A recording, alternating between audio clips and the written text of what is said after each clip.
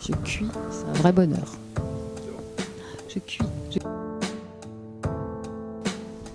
Alors, ceux qui sont derrière la caméra, qui ne veulent pas être devant, me demandent pourquoi le surdoué est tout le temps angoissé.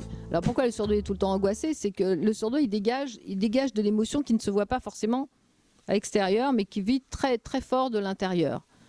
Il est angoissé quand cette émotion, quand ce sentiment, ce ressenti de besoin d'exprimer quelque chose, une joie de vivre, un plaisir, ne sont pas portés par une autre personne, n'est pas dans l'échange.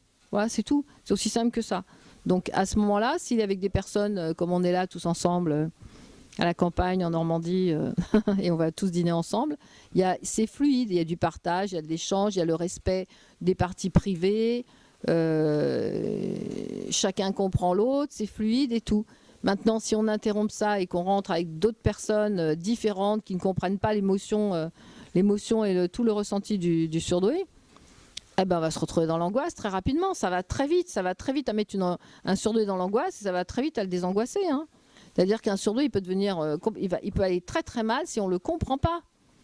C'est si on voilà. Donc bon, moi j'ai qu'une solution, on va pas pouvoir arrêter la caméra parce qu'il est parti en plus celui qui gère la caméra.